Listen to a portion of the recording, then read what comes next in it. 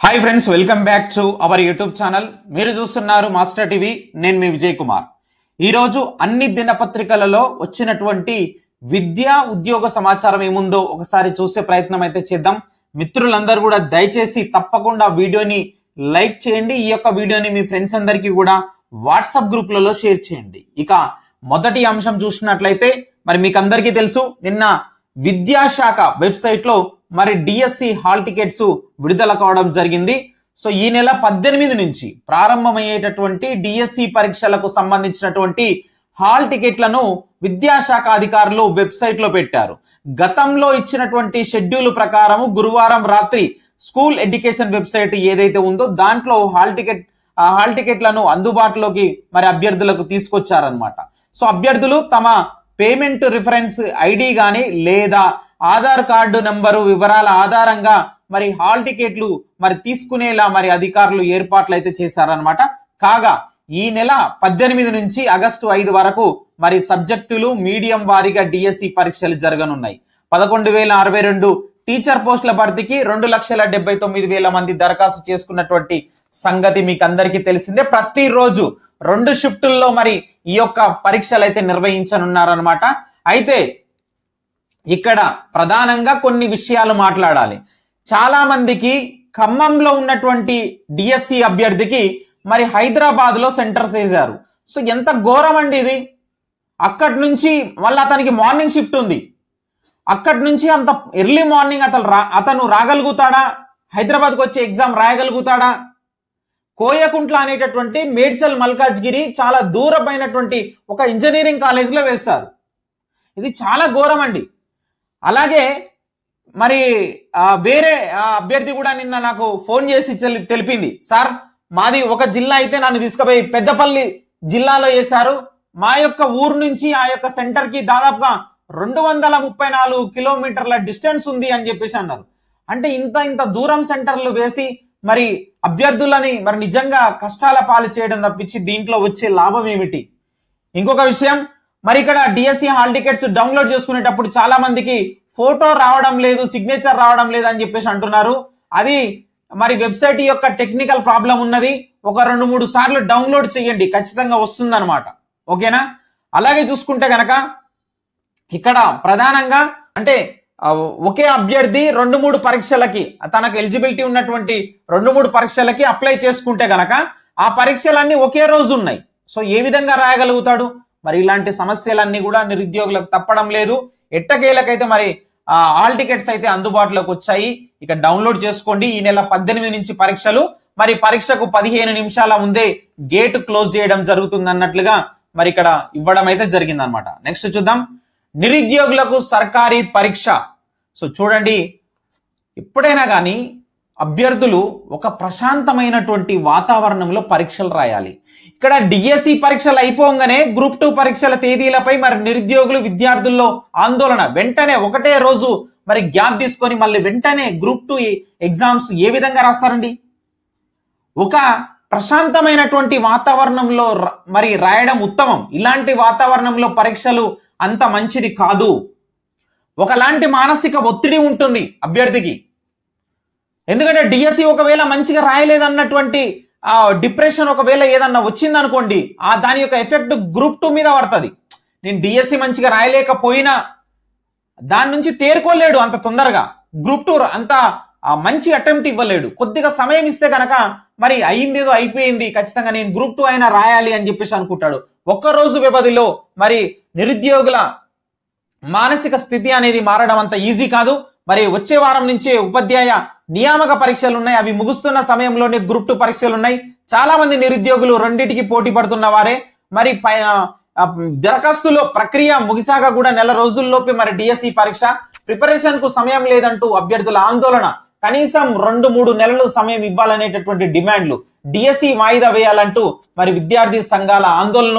మరి వెబ్సైట్ లో DSC hall టికెట్లు కొంత సమయం ఇస్తే బాగుండని చెప్పేసి ప్రొఫెసర్ కోదండరామ్ సార్ చెప్తున్నటువంటి సిచ్యువేషన్ ఇక్కడ చూస్తున్నాం. సిలబస్ ఏమో ఎక్కువ, సమయం ఏమో తక్కువ. డిఎస్సి అభ్యర్థి ఇక్కడ మాట్లాడుతూ దాదాపుగా 14 సబ్జెక్టులు చదవాలి. సిలబస్ మొత్తం మనము పూర్తిగా అవగాహన చేసుకోవాలంటే గనక. సో ఈ రోజు సాక్షి పేపర్ లో ప్రధానమైనటువంటి మెయిన్ పేపర్ లో రాశారండి ఇది. ఇన్ని రోజులు కొన్ని పత్రికలు కూడా మన యొక్క ఆవేదనను పట్టించుకోలేదు. కానీ ఈరోజు సాక్షి పేపరు నిరుద్యోగులకు సర్కారీ పరీక్ష అంటూ హెడ్లైన్ చేసి ప్రధానమైనటువంటి వార్తగా రాయడం జరిగింది. మరి దీనిపైన ఏమైనా సర్కారు ఏమైనా పునరాలోచన ఏమైనా చేస్తుందేమో చూడాలి. నిరుద్యోగులకు సర్కారు పరీక్ష ఇక్కడ చూడండి, 2 నెలలు వాయిదా వేయాలి. రంగారెడ్డి జిల్లా డిఎస్సి గ్రూప్ 2 మరి పరీక్షల అభ్యర్థి మరి పరీక్షలు వాయిదా వేయాలంటే మరి పోలీసులతో కొట్టిస్తున్నారు ఒక నేత. కొంత సమయం ఇస్తే బాగుండని చెప్పేసి కోదండరాం సార్. అలాగే లాఠీ ఛార్జీలు కాదు, సమస్యను పరిష్కరించాలి. ప్రొఫెసర్ హరగోపాల్ హక్కుల కార్యకర్త విద్యావేత్త. మరిగా డిఎస్సి గ్రూప్ 2 షెడ్యూల్ తేదీలు ఇవి. కొద్ది రోజులు ఏమన్నారంటే రెండిట్లో ఏదో ఒకటి పోస్ట్పోన్ చేస్తామన్నారు.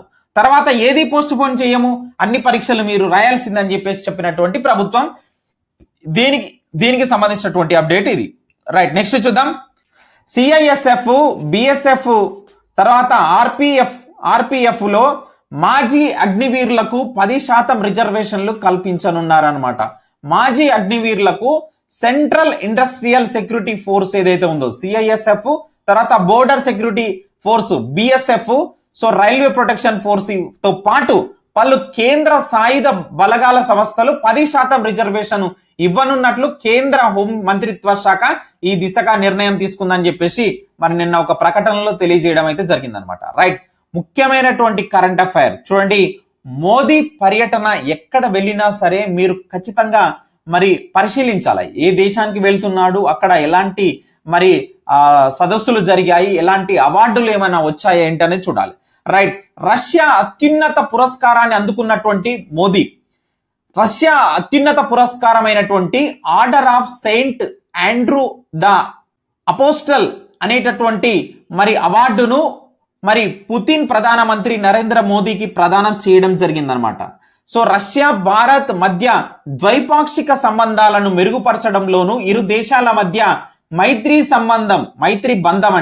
బంధం పటిష్టతకు పరస్పర అవగాహన పెంపొందించేందుకు చేసిన కృషి మరి విశేష సేవకు మరి గుర్తింపుగా ఈ అవార్డును ప్రకటించారనమాట. అవార్డును అందుకున్న తొలి భారతీయ నేతగా ప్రధాని నరేంద్ర మోదీ నిలిచారు. ఇది వెరీ వెరీ ఇంపార్టెంట్, ఖచ్చితంగా ఎగ్జామ్ లో బిట్ అవుతుంది అనమాట. రైట్, నెక్స్ట్ చూద్దాం. రైట్, ఇక్కడ చూసినట్లయితే ఈ యొక్క నాటో సదస్సు అనేది మనకు ఇప్పుడు వార్తల్లో ఉన్నది. నాటో సదస్సు వార్తల్లో ఉన్నది. ఇందులో 32 దేశాలు ఉన్నాయి. సో ఇక్కడ బుధవారం వాషింగ్టన్ లో నాటో దేశాల ముగింపు సమావేశంలో సభ్య దేశాల నేతలతో మరి అమెరికా అధ్యక్షుడు బైడెన్ విధ్వంసకారి చైనా అంటూ మరి ఈ సదస్సులో మాట్లాడడం అయితే జరిగిందనమాట. సో నాటో సదస్సు వార్తల్లో ఉంది. ఇందులో ఉన్నటువంటి దేశాలు, ఈ సదస్సు ఎక్కడ జరిగింది చూసుకోండి. వాషింగ్టన్ సమ్మిట్ డిక్లరేషన్ మరి విడుదల చేయడం జరిగిందనమాట. వాషింగ్టన్ సమ్మిట్ డిక్లరేషన్ గుర్తుపెట్టుకోండి. సో వెరీ వెరీ ఇంపార్టెంట్, మనకు కరెంట్ అఫైర్స్ లో బిట్ అవుతుంది. ఉన్నత విద్యలో దివ్యాంగులకు మరి రిజర్వేషన్లు కల్పించనున్నారు. నేడో రేపో రాష్ట్ర ప్రభుత్వ ఉత్తర్వులు మరి జారీ చేయనున్నారన్నమాట. రాష్ట్రంలోని ప్రభుత్వ ఉన్నత విద్యా సంస్థలు ఎయిడెడ్ కాలేజీల్లో దివ్యాంగులకు 5% రిజర్వేషన్లు కల్పించడంతో పాటు మరి 5 ఏళ్ల వయో పరిమితి సడలింపునకు మరి సంబంధించి ఉత్తర్వులు ఈ రోజు కానీ రేపు కానీ విడుదల కానున్నాయన్నమాట. ఈ మేరకు తెలంగాణ వికలాంగుల సహకార సంస్థ చైర్మన్ ముత్తినేని వీరయ్య గురువారం మరి మీడియాకు వెల్లడించడం అయితే జరిగిందనమాట. నెక్స్ట్ చూద్దాం. త్వరలో మరో డిఎస్సి నిర్వహిస్తారంట. సో నిర్వహిస్తామని చెప్పేసి ప్రభుత్వ విప్ డాక్టర్ రామచంద్రు నాయక్ చెప్పడం జరిగింది. డిఎస్సిని వాయిదా వేసే అవకాశమే లేదని చెప్పేసి త్వరలో మరో డిఎస్సి కూడా నిర్వహిస్తామని చెప్పేసి ప్రభుత్వ whip Dornakal MLA doctor Ramachandru Nayak స్పష్టం చేశారు.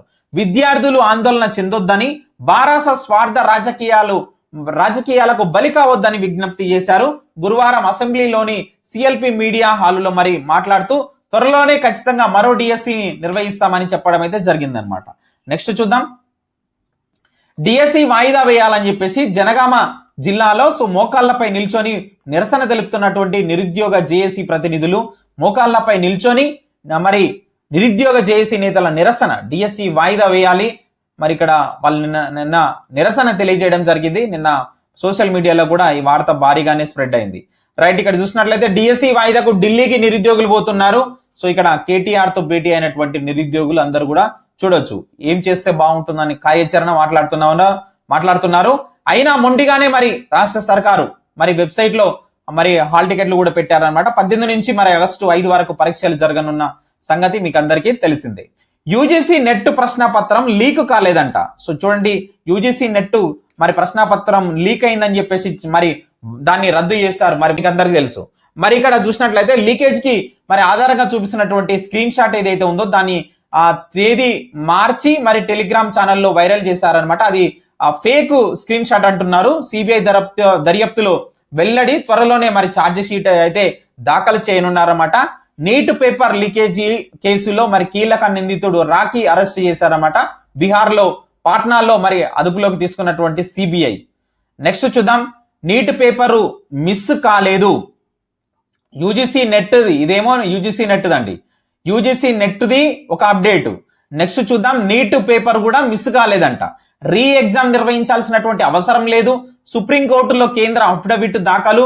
తదుపరి విచారణ ఈ నెల 18 వాయిదా. పాట్నాలో ప్రధాన నిందితుడు రాకేష్ అరెస్ట్ అంట. రైట్. నెక్స్ట్ చూసినట్లయితే భారత జనాభా మరి 170 కోట్లకు చేరుకోనున్నదంట. 2062 నాటికి గరిష్టానికి చేరున్నటువంటి సంఖ్య ఐరాస 2024 నివేదికల్లో వెల్లడి. సో ఇప్పటికే మన దేశ జనాభా చాలా పెరిగిపోతున్నది. 2062 సంవత్సరానికి 170 కోట్ల జనాభా మన భారతదేశంలో మరి చేరుకోనున్నదంట. నెక్స్ట్ చూద్దాం, ఓయూలో మళ్ళీ ఛాన్స్, 1 టైం ఛాన్స్ ఇస్తున్నారు. 2000-2019 మధ్య బ్యాక్ క్లాస్ మరి క్లియర్ చేసేందుకు అవకాశం కల్పిస్తున్నారు. ఎవరైనా ఆ మధ్య ఉన్నటువంటి బ్యాచ్ వాళ్ళు ఎవరైనా ఉంటే గనక ఖచ్చితంగా మీరు బ్యాక్లాగ్ క్లియర్ చేసుకునేటటువంటి మరి అవకాశం అయితే ఉన్నది. సో క్లియర్ చేసుకునే ఫేక్ సర్టిఫికెట్లతో ఐఏఎస్ జాబ్ సంపాదించిందంట. ఇక్కడ చూడండి, ట్రైనీ ఐఏఎస్ పూజా కేత్కర్ పై వరుస ఆరోపణలు. మెడికల్ టెస్టులకు డుమ్మా కొట్టినట్టు మరి కథనాలు. విచారణకు కేంద్రం మరి కమిటీ వేసిందనమాట. అసిస్టెంట్ కలెక్టర్ గా ఉద్యోగంలో చేరక ముందే లగ్జరీ సౌకర్యాలు కావాలని డిమాండ్ చేయడంతో వివాదంలో చిక్కుకున్నటువంటి ప్రొబేషనరీ ఐఏఎస్ పూజా కేత్కర్ గురించి మరిన్ని విషయాలు బయటపడుతున్నాయి. పూజా కేత్కర్ తండ్రి మహారాష్ట్ర ప్రభుత్వ ఆఫీసర్ గా రిటైర్ అయ్యారు. ఈ లెక్కన క్రిమి లేయర్ కిందకు వచ్చేటటువంటి పూజా కేత్కర్ ఓబీసీ కోటాలో ఐఏఎస్ గా ఎలా ఎంపికయ్యారనేది చర్చనీయాంశంగా మారిందంట. తప్పుడు పత్రాలతో ఆమె ఉద్యోగం పొందినట్లు మీడియాలో వార్తలు వస్తున్నాయి. సో మెడికల్ టెస్టులకు కూడా ఆమె డుమ్మా కొట్టిందంటూ మరి ఈ యొక్క అప్డేట్ రావడం జరిగింది. సో ఇది ఫ్రెండ్స్ ఈ రోజు ఉన్నటువంటి ముఖ్యమైనటువంటి విద్యా ఉద్యోగ సమాచారం. వీడియోని తప్పకుండా లైక్ చేసి షేర్ చేయండి. Thank you very much.